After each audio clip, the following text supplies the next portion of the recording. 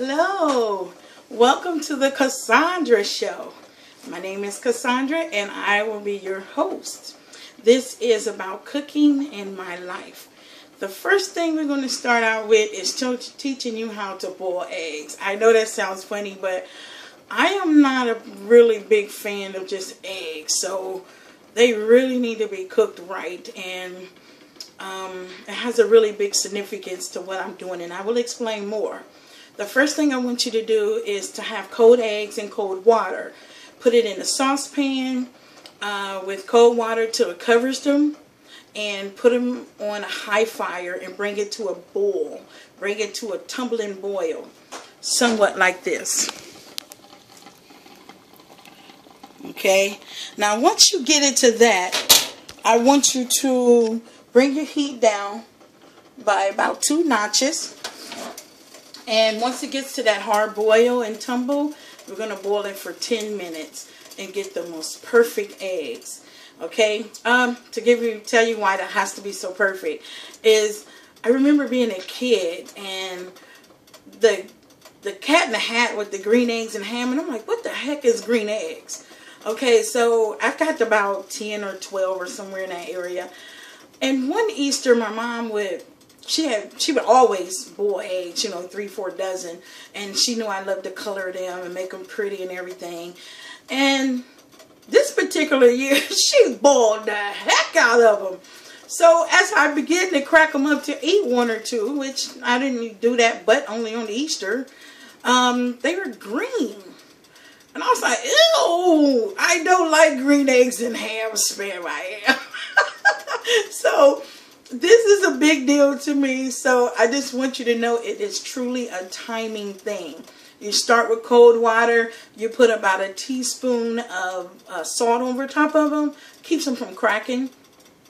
Bring them on a high fire till it boil, and then bring it down just 2 notches after it starts to tumble boil, and boil for 10 minutes. You can't go wrong with the boiled eggs.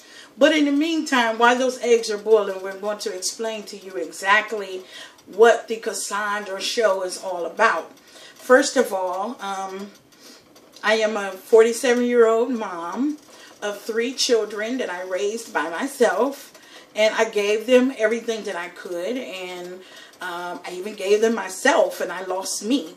Now I am sitting 47 years old with the empty nest, sort of. And I am over 400 pounds. I was 436. Over the last 2 years, up and down, I got down. Now I weighed in actually on Saturday at 401.4. Now, I need a support system, and very few things in this life do I say is out of my control. I mean, I need help. Not out of my control, but I need help with it. So I'm hoping I can count on you to help me out just a little bit, just a little bit, okay? So what this show is really all about is it's going to be a cook show with a small segment of talking. I'm going to teach you how to cook good, nutritious meals, and it's going to be things that I eat on a regular, and they're quick, and you can make it for 1 or 2 people. I had a really hard time with that. I'm so used to cooking for a family of 4, and a lot of times we had 5 or 6 or 7 because we had the neighborhood kids, and then you got these big pots that I was cooking for the football team and plus my catering business, and I went through about 3 or 4 regular stoves just trying to do all that. So today I've learned how to cook for 1 or 2, and right now I'm a single woman, so I'm cooking for 1. If I cook for 2, because I plan to have that same dish on the next day. So, kind of expedite time when you have a busy schedule. So, the other thing with my talk show, or excuse me, my cook show / talk show, is I want to introduce to you a lot of people who's significant to my life, who's significant in my weight loss and my journey. Okay, I do tend to want to take it off 150 pounds easy. I don't want to be skinny. I don't want to be super small. I like being thick. I like a little thickness on my bones. But I need to make sure I stay healthy. 2014 was a very, very rough year for me. I think it was the worst, emotionally and physically, ever, of my 47 years. So we'll talk a little bit about that, and I don't want to go into a whole lot of details right now. I really would like to say that I love me, and I hope you do too, and I need help. I need help making this happen for me. So we'll be tracking my weight, my exercise, my everyday diet, what I'm eating in and out. And these are the things that I'll also teach you to cook. Now, I have this wonderful lady named Beverly Perfect.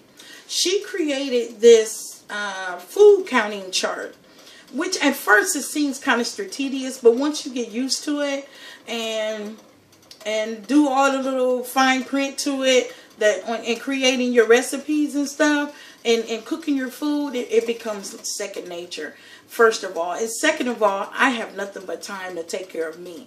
I love me, and I want me to be healthy, and I am actually fairly decent, but I could be better, okay? Well, this here thing is a chart that she's given me, and this is what I create all of my my recipes off of. Beverly calls this, I'm losing it, real weight loss for real people. So when she first gave me this, I thought, oh my God, here we go with another diet. Baby, listen, I'm a big girl. I need some calories. I know I need to lose weight, and I know I need to exercise and all that. But you know, man, I be so hungry. But following this here diet is so awesome, that I get to eat good, I get to eat tasty foods, and the biggest part of it is being accountable for everything that you eat. Whatever you cook in your recipes, and I'm going to show you how to be accountable in these recipes. Well, actually, I kind of did all the work for you a little bit, you know, but you can still create your own. Now, Beverly Perfect will visit with us in a couple of weeks, and she'll reiterate what I'm telling you, and she can tell you a little more in depth, which she was a personal trainer that I had a couple of years ago.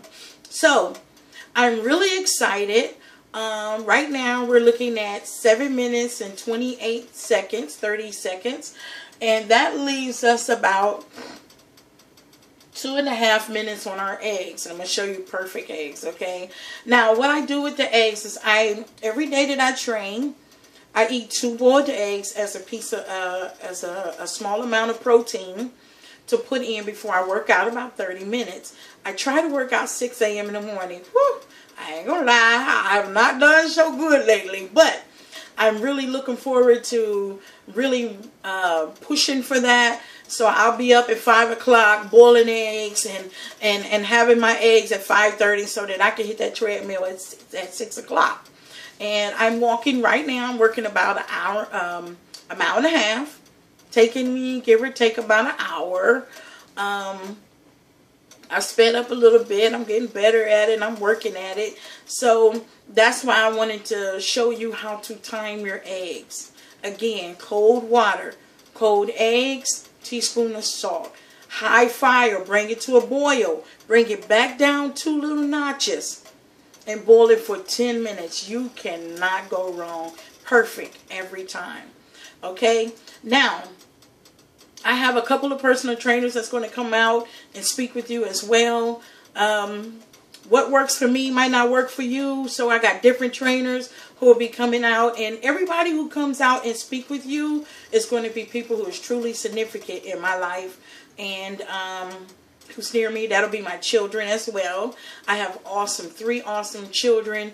2 boys and my baby girl. She's in Atlanta going to school. So whenever we can get her here, we will do a little segment with her, and then you'll get a chance to ask her questions if you'd like. So at this moment, we are looking at 9 minutes and 28 seconds. And we got just about 30 seconds left on these eggs. And I'm going to show you some perfect boiled eggs. It's real simple. It's just all about timing. You just never know when your eggs are going to be done, and then you got green eggs and ham. I say no. That is so not nice. So give me 1 second, and we're going to get these eggs in some cold water. We're going to open them up and see what we got. Hold on 1 second. Okay, now we got our eggs here on some cold water. And when you know that your eggs are perfect, when you crack those eggs, put them under some water, and see how the shell just slides off. That just slide off so easy. I could do it with one hand. You see that? Those are perfectly cooked eggs every time. So that's one.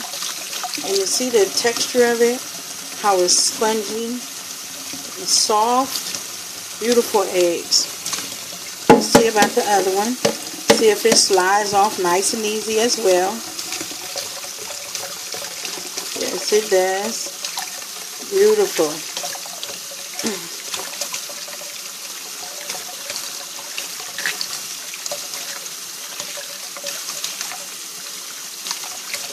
You can do it with one hand, doggone it. You got a good egg there. Again, a nice, beautiful, spongy egg. Easy. Look at that. Beautiful. Okay, let's crack the eggs open and see what we got. Okay, it's not easy holding the camera and cut at the same time, so let's open those eggs up. Look at that. Beautiful eggs every time. You cannot go wrong. Look at that. Now, I can eat those eggs any day. So what do you think? 10 minutes every time. Can't go wrong. Okay, how'd you like those eggs? Pretty awesome, right? I know. I love them too. So the next thing we're going to cook today is we're going to make some turkey meatloaf. Yes, I am sitting in my kitchen. A couple years ago, well, quite a few years ago, I had taken very ill. I had taken a medication that had damaged my liver really bad, and I gained like a whole lot of weight, like really fast. And it kind of took me out of the kitchen. I didn't want to cook anymore. It wasn't fun. It didn't feel good. My back hurt. My legs hurt. And it still does that. So you're going to see me do a little sit up and down. But the goal is to get myself back up. Dicing and slicing with my little chef knife. Having a good time. Enjoying what I do. As I begin to get in better shape. Lose weight. And get rid of this midsection, which is serious. I mean serious, but I love me anyway. So let's get started on the turkey, ground turkey meatloaf. According to the menu, my chart says that our ground turkey should be a lean ground turkey, and we should use 3 ounces. So we're going to work on two servings of it. Okay, the first thing I want you to understand is when you buy ground turkey, I want you to get the reddish white looking stuff. It's usually done with white meat. Don't get me wrong, I love the dark meat. This is my favorite stuff right here. I love dark meat of turkey, chicken, whatever is flying and need to be ate. But when it comes to ground turkey, I really like the white meat. So this is a 16 ounce container, and we want to only get 6 ounces because we're only going to do we're only going to do 2 servings, which doesn't seem like much, but it gets to be. So weigh it, and I'm almost precise. Ooh, I'm getting good at this, y'all. Okay, so now we have enough for 2 servings of meatloaf. So be sure to measure it. And for every serving, you're going to do 5 crackers. So we have 10 crackers for 2 of them. And crumble them up real good. I like mine crumbled up pretty good. Okay. And then we're going to put like a tablespoon of chopped onions. I like them on the smaller side. Okay, we'll do 2 tablespoons, 1 tablespoon per serving. I like them on the smaller side because it's the even blend that makes your food really good. And then we're going to do 2 tablespoons of green peppers, cut up again, diced into nice little slices. 1 egg. Now again, make sure that you're accountable for everything. Now when she does this, she do it in dollars instead of calories. So it is based upon a $1,800 is what we call it. So some fruits and vegetables that you can eat free and it don't cost you nothing. So green peppers and onions are free. I say use them. Make everything good. Now with this, we're just going to put a little pepper. You do salt and pepper to taste. Alright. I'm not that big on pepper. Just a little bit for me. My thing is garlic. Garlic powder, fresh garlic. Garlic any way you want to do it. I love it. So we put it all in here to taste. You know, just when I think I had enough, I got to put a little bit more. And then one of my things I really want you to measure is some seasoned salt, which I always use Lurie's, and it's only 1/8 a teaspoon. Salt and pepper is good, but when it comes to certain things, something about that seasoned salt just gives you another flavor that I really like. Now, when it comes to meatloaf, I'm going to tell you, it's ketchup in the mix is the secret, okay? So for each serving, which we have 2 servings in here. Ooh, I blew ketchup everywhere. We're going to put 1 tablespoon per serving.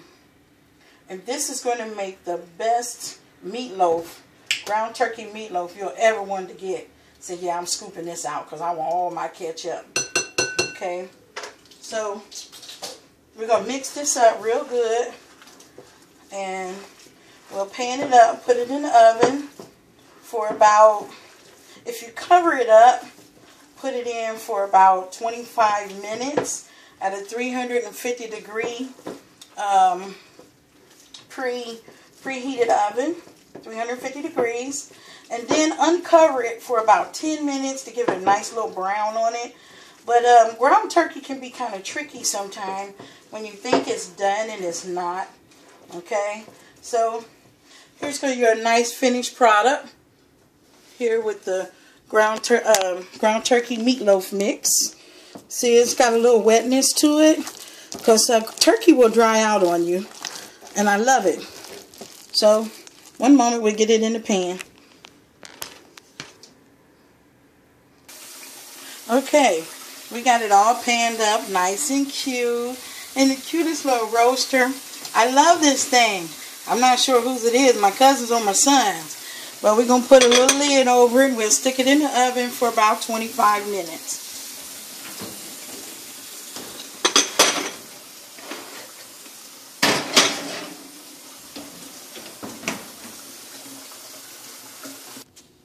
Okay, let's get this meatloaf out the oven and see what we got. Look delicious.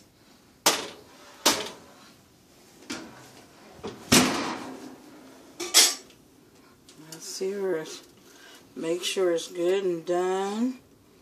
All in the middle. Hold on.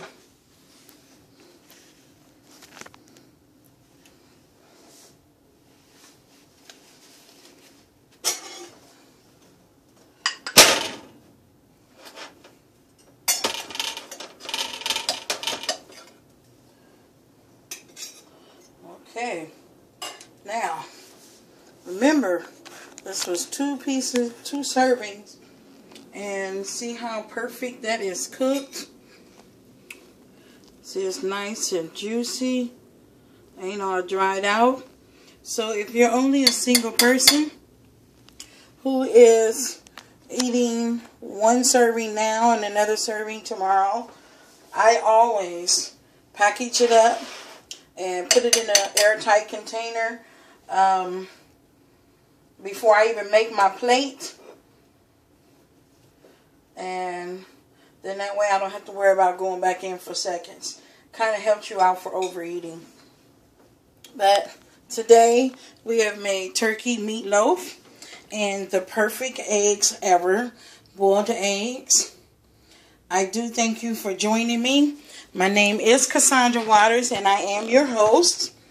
And I thank you for sharing with me. And I need all the help I can get with tracking my weight and just a big old support system. So please share with all your friends and have your friends share with their friends, because if my message may reach somebody who can help me.